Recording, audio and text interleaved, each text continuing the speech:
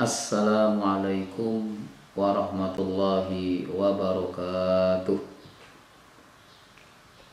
Allahumma sholli ala Muhammad. Ibadallah, usikum wa iyaya bitaqwallah faqad fasal muttaqun. Ittaqullaha la'allakum tuflihun.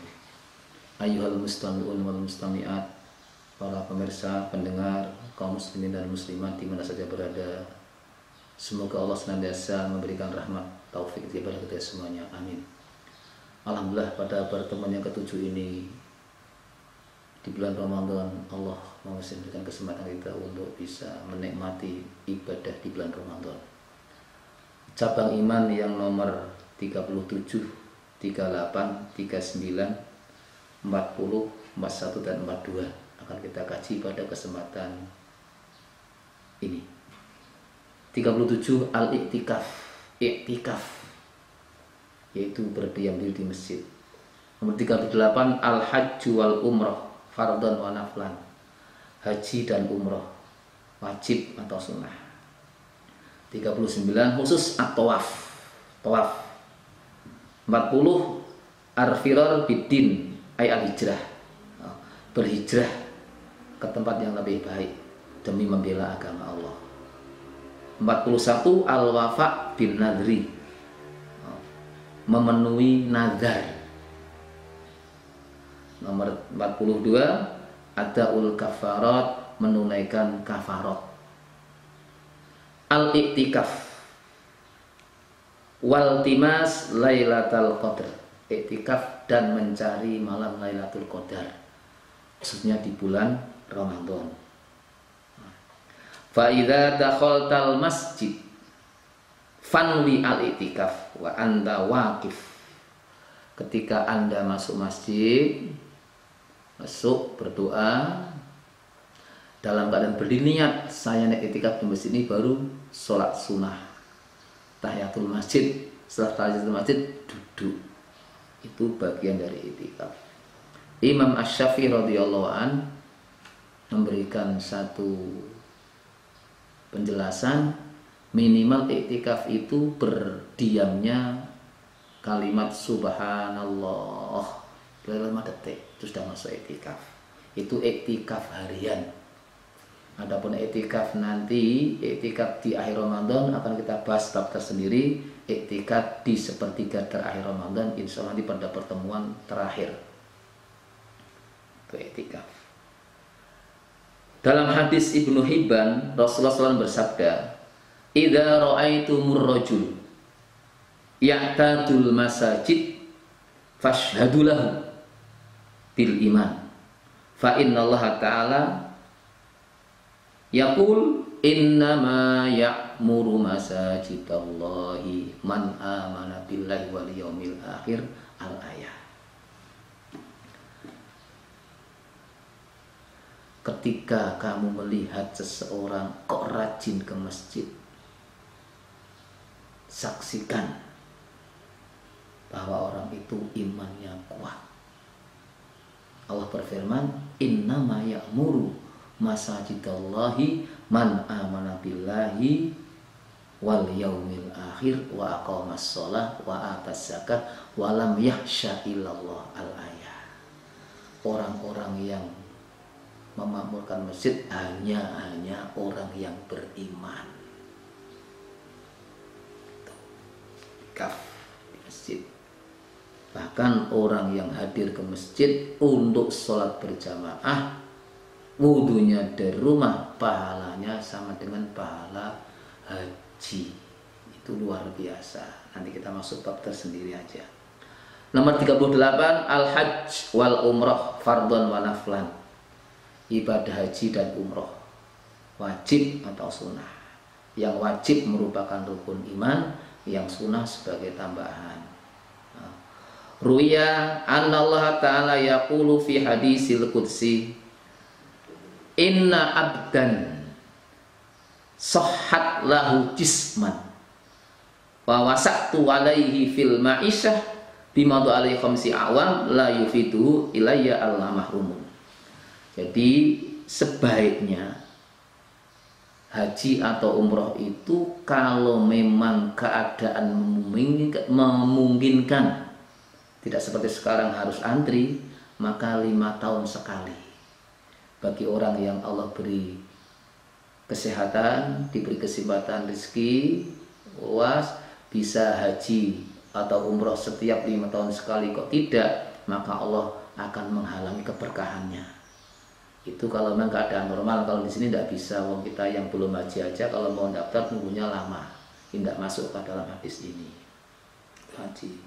Nah, untuk orang yang haji bila mabrur pahalanya surga. Al-hajjul mabrur laisa jazaa'un illal jannah. Pahala haji mabrur itu surga. Nah, untuk mencapai kemabruran tentu kita harus menjaga haji kita, dijaga dari amal-amal yang tidak baik.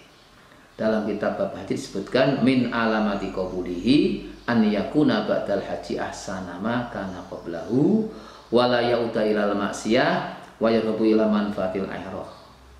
Tanda orang itu hajinya mabrur, 1, amalannya lebih baik dari sebelum haji. Amalan apa? Amalan ibadahnya.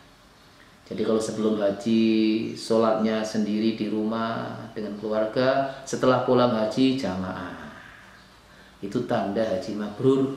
Sebelum haji medit kikir, setelah haji harus berubah.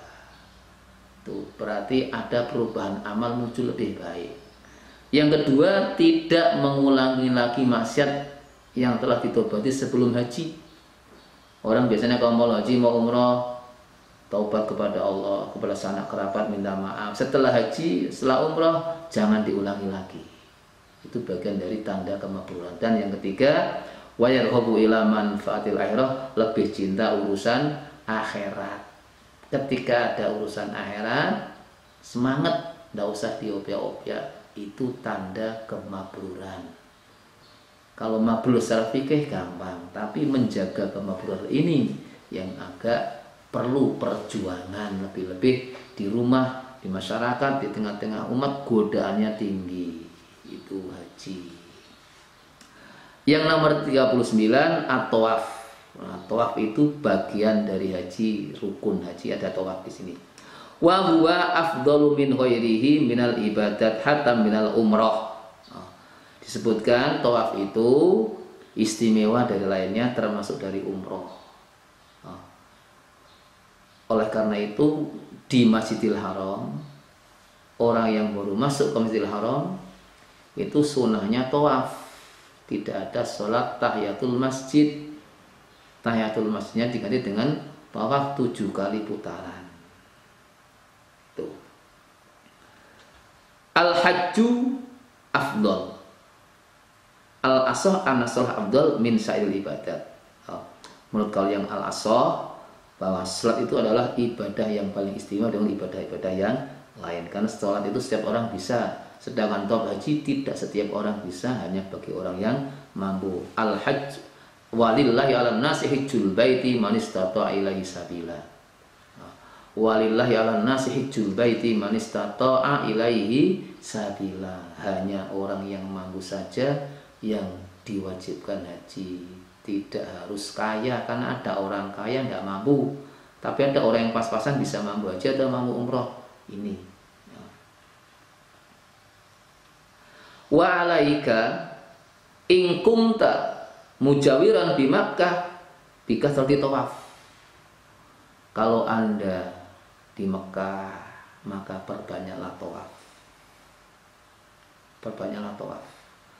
Fa inna tawaf kullu usbu' ya'dilu itqu raqabatin. Tawaf setiap pekan itu bandingi dengan memerdekakan budak. Oleh karena itu usahakan ketika kita masuk Mekah perbanyak tawaf.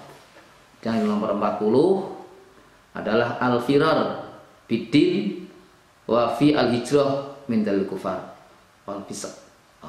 Membela agama Allah, berhijrah untuk mempertahankan akidah. Seperti Rasul lakukan hijrah ke Madinah dari Mekah demi akidah, hijrah ke Madinah. Bahkan disebutkan hijrah itu kalau memang daerah asal awalnya itu kurang aman, kurang nyaman untuk beribadah, menjadi wajib hijrah agar ibadah di tempat yang baru itu lebih tenang, lebih nyaman. Wa kadzalika fal tuhajir an kulli khalqin matmumin, an kulli khuluqin matmumin syar'an. Demikian juga wajib hijrah dari akhlak-akhlak yang tercela, hijrah menuju amal akhlak yang baik. Dan yang nomor 41 al-wafa'u bin nadri, memenuhi nazarnya. Qala Allah Ta'ala wal yufu nuzurahum, penuhilah nazar-nazarmu. Saya bernazar nanti kalau anak saya gini-gini, saya akan nyembelih kambing, harus disembelih. Kalau anak saya sakitnya sembuh, saya akan belikan sepeda. Nak bernazar maka wajib membelikan sepeda. Tapi sebaiknya jangan banyak nazar. Sebab nazar itu perbuatan baik tapi jelek. Karena biasanya orang nazar itu orang yang medit. Sistik nazar, tidak usah pakai nazar. Kalau ada rezeki sudah kasih aja. Dan yang terakhir ada ul kafarat, menunaikan kafarat. Li'anha, karena kafarat itu bagian dari amanat. Contoh kafarat misalnya orang yang tidak puasa di bulan Ramadan karena hubungan suami istri siang hari, maka kafaratnya bayar puasa 2 bulan berturut-turut. Orang yang melanggar nazar, kafarnya puasa 3 hari, ya puasa 3 hari. Itu namanya kafarat. Itu harus dipenuhi. Karena itu bagian hutang kepada Allah. Demikian kajian yang nomor 7. Semoga bermanfaat. Kurang lebihnya mohon maaf. Akhirul kalam. Subhanakallahumma wa bihamdika asyhadu an la ilaha illa anta astaghfiruka wa atubu ilaik. Wassalamualaikum warahmatullahi wabarakatuh.